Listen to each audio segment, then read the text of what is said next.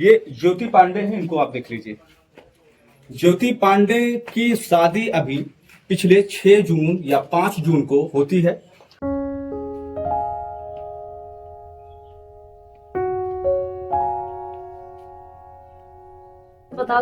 ये बताइए कि ऑपरेशन आप ही का हुआ था? जी सर।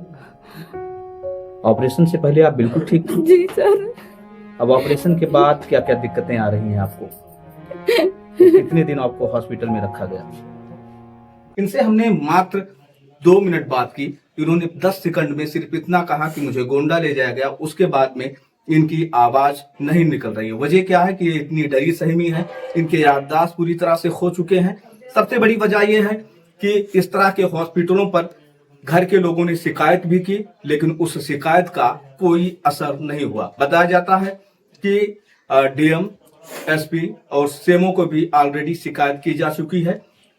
अब सबसे बड़ा सवाल यह है कि ऐसे में अगर सरकार एक्शन नहीं लेती है, माननीय स्वास्थ्य मंत्री डिप्टी सीएम ब्रजेश पाठक का भी पिछले महीने जब सदन की कार्यवाही चल रही थी तो उन्होंने स्पष्ट शब्दों में कहा कि इस तरह के हॉस्पिटलों पर लगाम लगा देनी चाहिए, ऐसे हॉस्पिटलों पर ताला जड़ देना चाहिए जो इस तरह के अमानवीय व्यवहार करते हैं। लेकिन ये लोग सिर्फ पैसों के लिए, उगाही के लिए मरीजों को एटीएम बैंक समझने लगे हैं। और ऐसे में अभी तो एक ज्योति पांडे, दोनों किडनी डिसऑर्डर हो चुका है, वो बैठी हुई है, अपना याददाश्त खो चुकी है, लेकिन पता नहीं पर डे कितनी महिलाओं का ऐसे शोषण होता होगा, ऑपरेशन होता होगा। और जो पढ़े लिखे हैं वो लोग तो चलिए किसी तरह से एक्शन कार्रवाई करवा लेते हैं, लेकिन जो लोग पढ़े लिखे नहीं हैं, सबसे बड़ा सवाल ये है कि वो लोग जाएं तो जाएं कहाँ। शिकायत अगर लेकर बड़े अधिकारियों के पास जाया भी जाता है तो अधिकारी आंख मूंद कर उसे ठंडे बस्ते में डाल देते हैं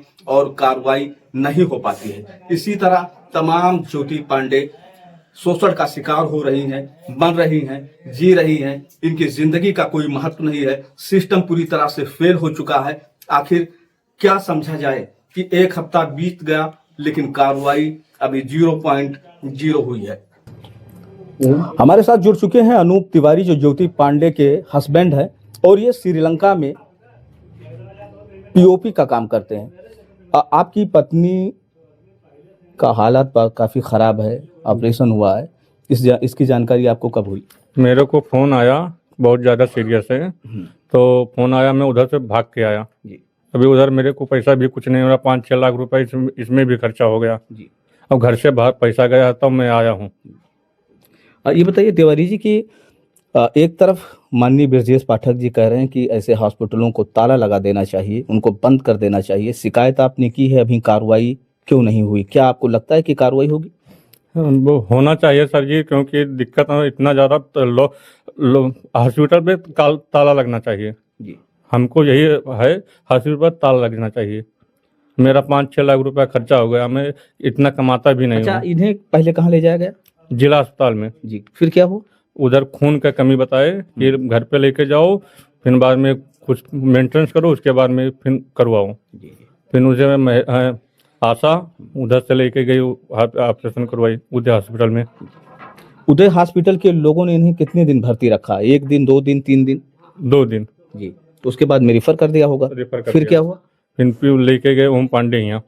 ओम पांडे यहाँ 2-3 दिन उधर भी था, उसके बाद में जी लोहिया में रेफर हो गया, फिर उधर से पीजीआई में हुआ।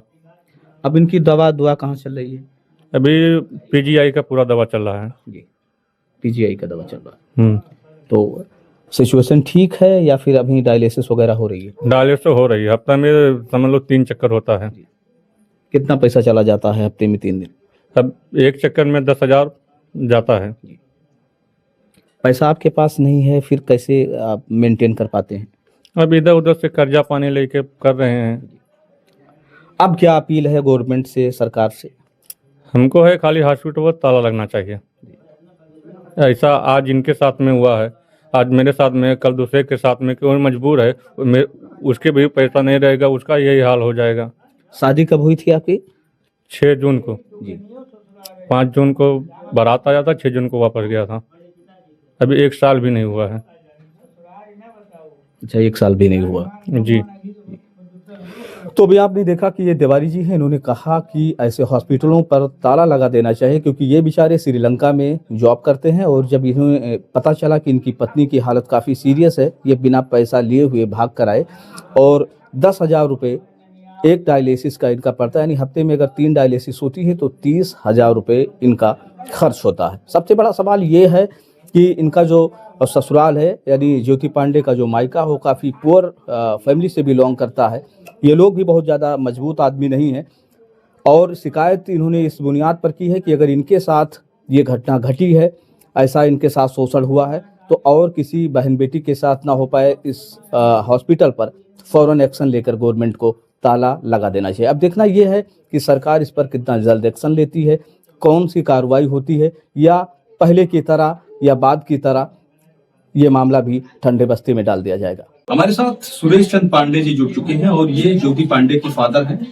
इनसे हम पूरी जानकारी लेंगे, क्योंकि इनकी जो बिटिया है वो मायके में रह रही है और मायके से ही इसे गोंडा ले जाया गया था।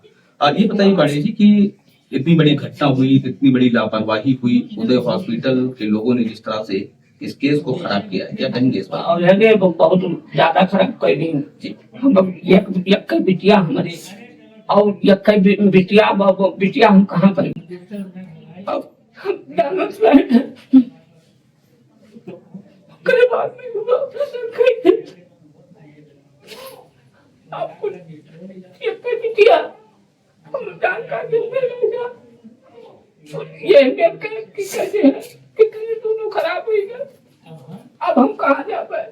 ये मैंने उनसे बात किया, याददाश्त भी बेचारी खो चुकी है। ना याददाश्त को एक दिन अब कुल्लू यार वाली आवा वक्त थी और पकड़ भागत थी, पकड़ी था। अब हम कहाँ जाई, क्या करी?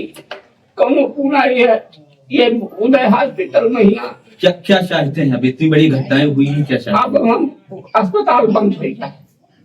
नहीं, इसके लिए तो शिकायत आपने की? हाँ, शिकायत की। हम शिकायत करे में हमरे कौनो नाई को एसपी खिया दिया, डीएम खिया दिया, उनके से मुखिया दिया, सबके खिया दिया, बाद में कोनो सुनवाई नहीं हुआ। तो अभी हो सकता है बीच में छुट्टी वगैरह की चल रही थी, हो सकता है अधिकारी थोड़ा बिजी रहे हों। तो अभी कितना दिन पहले आपने शिकायत पत्र दिया था? अरे वो 27 कहीं ऑपरेशन कराए, 28-29 महीना आपने दिया, 29 तारीख तक। अच्छा, ये हॉस्पिटल जो उदय है, हाँ, ये कहाँ पर पड़ता है? ये राधा कुंड के लगे साहब है जी। हाँ, राधा कुंड के लगे है और वहीं राजा महरी धाम के बगल शनिदेव मंदिर है, वही रोड पर आगे जाओ जब तब परत है। और गहन चला गए, नहीं जानते रहे कि अहमियत हमरे साथ से हुई, नहीं तो हम का करे जाबे करे। हॉस्पिटल के लोगों ने कितना दिन एडमिट रखा, जैसे कि होता क्या है? 24 घंटा। फिर क्या कहा इन्होंने? कहीं के लेके जाओ, वहीं पाले खिया लेके जाओ।